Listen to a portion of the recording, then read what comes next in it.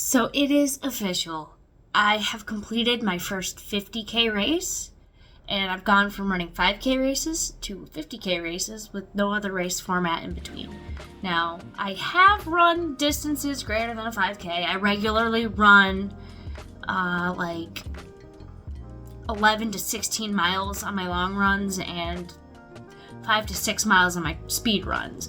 So, I've run more than a 5K pretty regularly. So it wasn't like I went in unprepared. But yeah, I ran my first 50K, and let me tell you, it was an amazing experience. If you're worried about running one of these events for whatever reason, like the people, you don't have to worry about them. They're nice as all else. The aid stations are on a whole nother level for these ultra marathons. Just, if you're worried about it because it seems intimidating, don't. If you prepare and train, you should be able to do it. And honestly, if you're looking for I don't know how to put this, but like race day format filming, footage of me running the race, footage of my crew doing whatever they did in between the aid stations. If you're looking for that, that's not here. I did not film any. I took two photos the entire time, and that was from the highest point in the race, and it was like the longest climb I've ever done in my life. That I took 2 photos of. Beautiful. They're on my TikTok and Instagram because they're gorgeous as fall leaves and like beautiful mountain view, But I didn't film. This isn't one of those like inspirational I don't know what to call it, like a documentary style video. Maybe I'll make one of those someday once I'm a little more comfortable filming in public.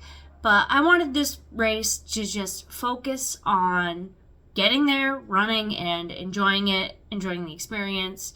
So that's what I did. I didn't film. I didn't document very much of it. There are some photos of me during the race. I did not take these. A couple was taken by my crew, and a couple were taken by my neighbor who happened to be in the same town as my race at the time I was about to finish and decided to just come out and say hello. So, hats off to her. She didn't have to do that. I thank her a lot. She's super sweet. But, that being said, my hair is long and not cooperating, but I'll probably cut that out. But that being said, I would not trade the 50K experience for the world. And I chose this race originally because it was a loop. You started and ended the race at the same spot. So that way, my logic was, if I didn't know if I'd have a crew, I didn't know what I would have available. I didn't know if anyone would even show up to the race to see me. So I decided, simple as that. Start and end at the same location. I can drive myself to and from the race, and I don't have to worry about arranging rides. Luckily, I had my best friend crewed for me, plus a few other people who rotated out throughout the day. My sister, my friend's dad, and his sister. So we had a crew. We had a nice little crew going, which was nice. I didn't have to drive home from the race because I drove there, my friend drove home. Drove me. Well, I didn't. I kind of drove home from his house, but but most of the driving on the way back after the race was him. So that was really nice. I could have chose an out. Like, they have races where you just go from point A to point B, and that's the race. There's out and backs, and then there's closed loops.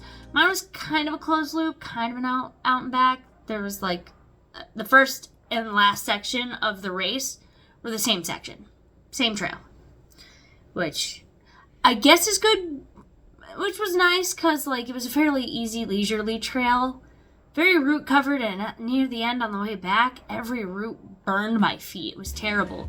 And we had to run past a gun range, so we were hearing gunshots. They weren't firing at us. They knew we were there, but there was a firing range in the woods we were running in.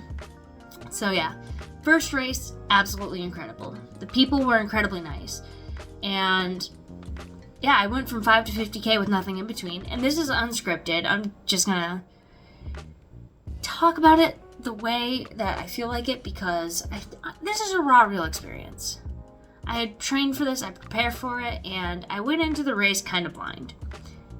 I had no idea how these longer events went. I'd run 5Ks, of course, and the check-in process for a 5K versus a 50K is pretty much the same.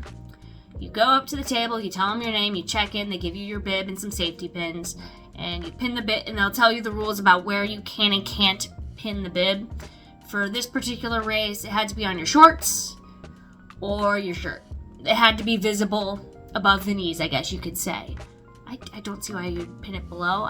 And that was mostly for chip time and to make sure you weren't cheating, obviously, which you gotta respect. You can't cheat the race. So check-in was the same. Everything was all good. And I noticed that they were still prepping when we got there. We got there like an hour and a half before the actual race start. And there was a bit of a confusing moment there where we saw people gathering. And I'm like, oh no, are they making an announcement or something? No, it was just the early start. The race I ran had an option where if you couldn't finish in the 10-hour time and you think you could do it in 11 hours, you can start the race an hour early and get that extra hour of time. I chose not to do that because, like, come on, why would I make it easier? That would be too easy. 11 hours is way too easy. But, so yeah, after that, the racers, we all gathered, took a photo, and lined up at the start, typical race start. And we were chatting, and we started running, and I chatted with somebody, and it was the weirdest thing. Some guy was running alongside me, and he goes, hey, I recognize you. I'm like, you recognize me? And he's like, yeah, you run around my neighborhood all the time. I see you at least a couple times a week up in the loop. And I'm like, are you kidding? One of my neighbors is running the same race as me. What are the odds of that? This race was like an hour and a half, 2 hours from where I lived. It wasn't necessarily close, but it wasn't super far either. But like, what are the odds of that? So we ran, we chatted, and then I chatted with somebody else, and actually I chatted with numerous people throughout the race. And quite a few of them were veteran ultramarathoners. They were suggesting races to me, different ones. There's one in the northern part of the state I live in, where instead of like a finisher award, like I got a glass for finishing this 50K, but they like staple a blue ribbon to a piece of log, which kind of sounds cool. So I'm gonna see if I can figure out which one that was and try to run it. They were suggesting different races. They were giving me advice. One of the biggest pieces of advice was to watch your heart rate. I had never thought of this before, but if you have your heart rate too high early on for too long, you're going to burn yourself out, and then you're not going to be able to finish the race. That was like the biggest piece of advice about like actually running. And they also advised that the second aid station would be grilled cheese, so that kept me going pretty good because, grilled cheese, free food. And they also gave me the advice that ultramarathon aid stations are very different from your typical marathon or shorter race aid stations, because they typically just have electrolytes and water. You grab a cup, you drink it, you keep going. Ultramarathon aid stations, you actually stop. You can actually stop. They have snacks, they have food. Like, the first aid station had banana, orange, watermelon, candy, chips. They had a thing of electrolytes and a thing of water. And the second one had grilled cheese, peanut butter and jelly, potatoes. So there's actually substantial food at these aid stations. And some people, they just ran right through and kept going, which hats off to them, running 30. The race I ran was like 32.6. I think that's what they said the official finish line was at, but my watch said 33.2, which I did at some point in the race go about 0.1 to 0.2 miles off course. I was able to backtrack and get right where I was on course. There was a sharp turnoff. I didn't notice the flags. It's a rite of passage, from my understanding. But we were chatting. People were warning me. They said Bluff's Head is the steepest climb of the course, and you have to really watch your heart rate on it. And this climb, it was immediately after the first aid station. So I come to the first aid station. My my crew helps me get new gels, new stroop waffles. They make sure I get drink my electrolyte drinks because I brought my own. I was way over prepared for this race, which I'd rather be over prepared than under prepared. And it was a pretty quick turnaround time. I grabbed a quick snack from the aid station and I just went off I went. And this climb was no joke. My calves were burning by the end of it, and it was one of those climbs where you can't see the top. And then when you get to what you think is the top, you're not at the top. So it was a pretty brutal climb. They weren't kidding. The warnings were justified. So I do that, and then it's just kind of down, and then it was just kind of down, down, down until you get to the second aid station. And the second aid station was the one with grilled cheese. I was hoping there'd be bathrooms at any of the aid stations. There weren't. But bushes exist for a reason. And no one had, at this point in time, the crowd had spread out a bunch. I got to the second aid station. Yeah, it was the second aid station. And I grabbed a snack, refueled my stuff. At this point in time, my friend's dad, I guess my friend's dad is also my friend. They're like, it's like a family friend thing. And that sister had to go elsewhere because they had other obligations. So it was the last aid station I saw them at, and I grabbed 2 pieces of grilled cheese. They cut them into quarters, and maybe something else. I don't remember off the top of my head, but off I went. And no one warned me about this section of the course. It looked unassuming on the altitude map because it was a lot of up and down, but it wasn't a ton of really high ups and really low downs. Like, the altitude map was like... So I was like, okay, I got past the hardest climb. The rest of the course is going to be a cakewalk. Between the second and third aid station, it was literally glorified hiking. There was no running involved in there. It was murder on my calves. It was insane. So I'm running along. I head up a steep climb, and there was a turnoff that I didn't see that was supposed to go. So I go straight. I'm like, this feels like it's heading back towards the aid station.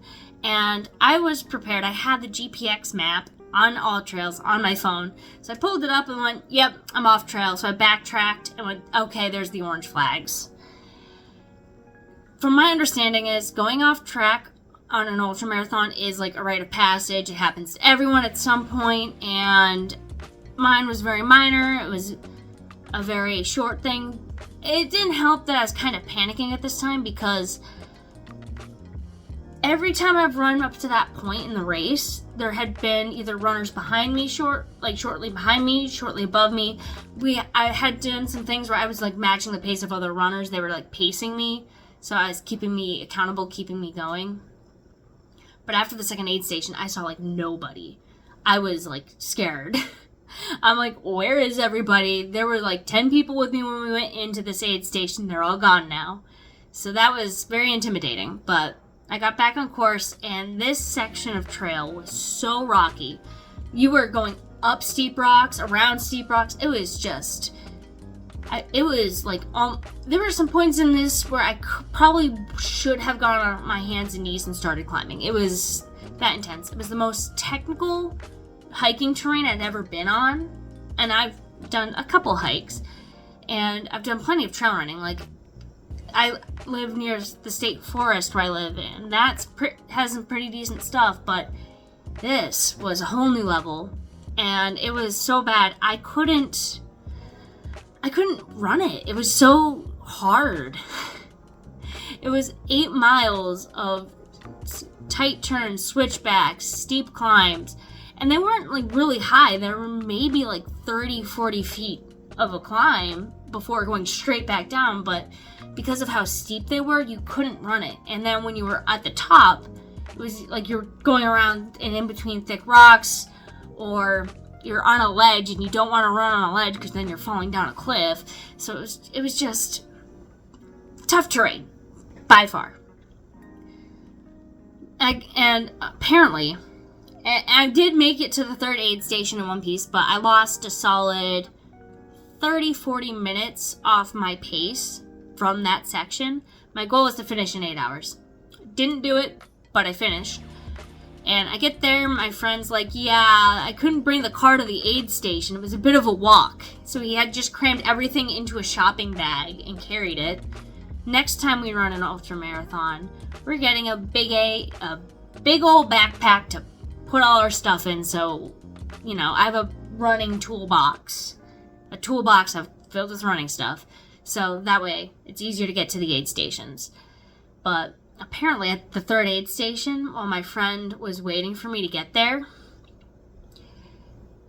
it was like person after person would come into the aid station and drop out of the race. They'd tell their crew, I'm done. I can't do this anymore. And I don't blame them necessarily, because they had the Bluff's Head climb, which was ridiculously tall and steep, followed by that middle section of ridiculously hard and technical terrain.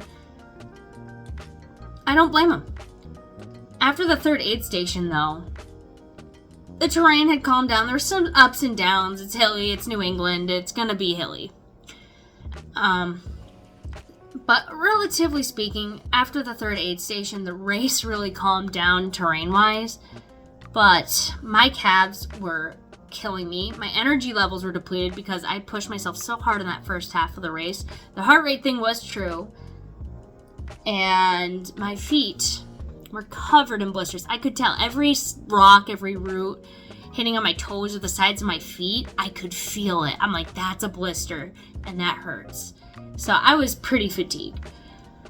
But I didn't give myself the option to drop out of the race. That was not on the table at any point. I told myself, I'm going to run until I get to an aid station and they physically pull me from the race, or I'm going to finish. And the longest push of the race was between the third and fourth aid station. It was the longest trek between aid stations. Every other one was below 8 miles. This one was over 8 miles. So I pushed, I got there, and pleasant surprise, when I got to the third aid station, my older sister was there, and she brought energy. She was cheering and screaming, and she was just, I think she's just being rowdy on purpose, but, it was welcome at that point. I was almost done with the race and needed a little push. I grabbed some snacks. They had Coca-Cola there, which I had a Coca-Cola in my friend's car, like a bottle of it, because I heard it was good for ultra running, and on my longer runs, it was really nice. I should have told him to bring it, but I was laser focused on finishing. I didn't even think to ask. And mind you, we were in contact. I had I had usable service most of the race. In fact, every time my friend would text me the mile marker of the next aid station. When I was about 1.5 miles out from said aid station, I texted him so that way they could get from wherever they were. I did not care where they went between aid stations. As long as they were there with stuff that I needed when I got there, I didn't care. I didn't care what they did between it. They could have taken a nap. They actually went to McDonald's, which thanks for not bringing me McDonald's. I could use that. But it was like, and we were in communication. I could have texted him, hey, bring the bottle of soda. But at that last aid station, I had a quick sip. They had like little solo cups of soda. I had a couple snacks, and off I went. From the last aid station to the finish line was less than a 5K. According to the race map, it was like 2-point-something miles. It felt like forever. It felt like it went on forever. Even though I had been down that stretch of trail, it felt like it had been forever, and it was very root covered, which was fun with blisters, but I pushed on, I walked, I just kept going at that point. I'm like, I have 1.5 hours until course cutoff, and I'm less than 2 miles from the finish. No matter what I do, as long as I walk at just over 1 mile an hour, I will finish, which was a pretty good feeling. So I get across the finish line. Well, I get there, and there was another runner just chilling on a rock along the trail, and he's like, it's right around the corner. You get there. I get there. My sister's there. My neighbor's there. My friend's there. And it felt good. And crossing that finish line felt like an accomplishment. I came in at just under 9 hours. It was And I crossed the finish line, and I don't even have time to process what I had just done when one of the race organizers goes, "Here's your cup," and hands me my cup. I was hoping for a medal, at least, because, you know, like, you get playing, but honestly, a nice quality glass cup is kind of more practical, because now I can take Victory's drinks. That water tasted victorious.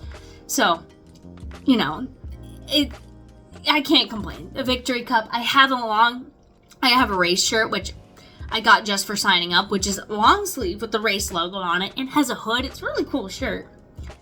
If I hadn't finished it, that shirt would have been donated. I would not wear it if I didn't finish because I didn't earn it. But I finished the race and I earned the right to wear that shirt, and it was great. And at the finish line, they had these like chocolate chip, like ginger cookies, or they're like pumpkin cookies with chocolate chips. And I had like 5 of them. They're like, take as many as you want. They had pizza. I'm just like stuffing my face with food when I get to the finish line, and everyone's like congratulating me. I'm like, dude, I just need to eat right now. I am starving, because my nutrition plan slowly went out the window as the race went on.